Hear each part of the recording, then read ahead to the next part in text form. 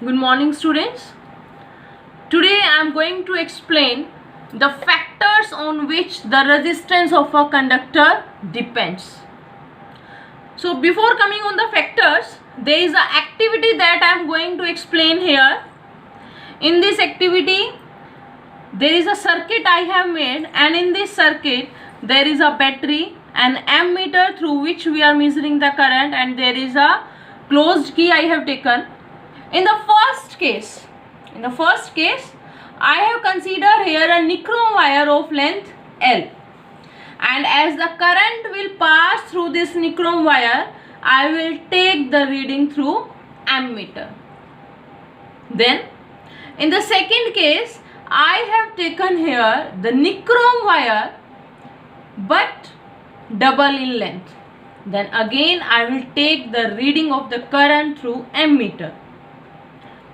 In the third case, I have replaced this nichrome wire by the nichrome wire, but its area of cross section is more, but the length is remain L. Area of cross section is more. Then in the fourth case, I have replaced the nichrome wire of length L by a copper wire. Means I have changed the material. Then in all the four cases, I have seen the readings of the current through ammeter, and in each case the reading was different. In the first case, there was a nichrome wire of length L, there was a different reading. In the second case, when I have doubled the length, then the reading of the ammeter is decreases to 1.5. Then the reading of the ammeter is decreases to 1.5. Means resistance is more. When the length is doubled, then the resistance is more. So the current reading is decreases in the ammeter. Then in the third case, when I have increased the area of cross section, then the ammeter reading is more. Means when the area is more, then the resistance is decreased, so current will pass more. And in the fourth case, when I have changed the material means when I have changed the nichrome wire by the copper wire, then again there was a difference in the reading. So what conclusion, what factors I have taken out from here? That resistance is directly proportional to length. Means if length is doubled, then the resistance is doubled and the current will be decreased to 1.5.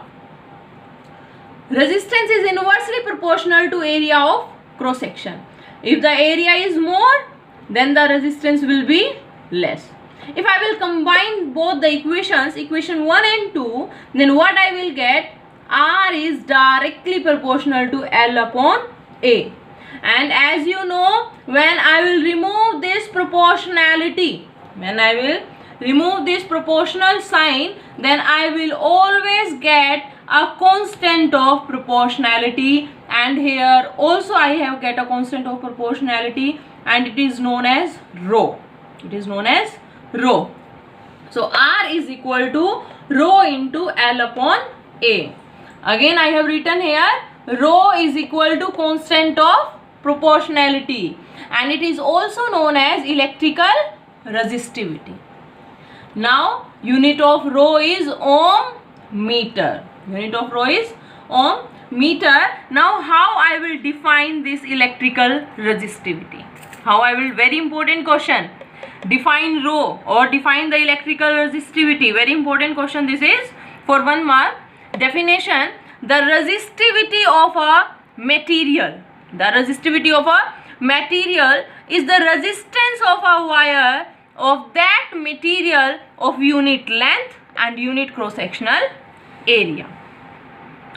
Then resistivity depends upon the nature of the material and temperature, not on the shape and size.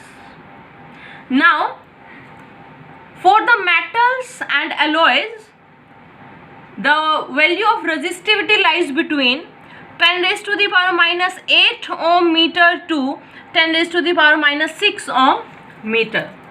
Whereas for the insulators, the resistivity value lies between 10 raised to the power 12 ohm meter to 10 raised to the power 17 ohm meter. Now, alloys have resistivity generally higher than the metals. You know that in our electrical appliances we are using alloy because of their resistivity is high. As the resistivity will be high, then the material will not be melt, or the alloys do not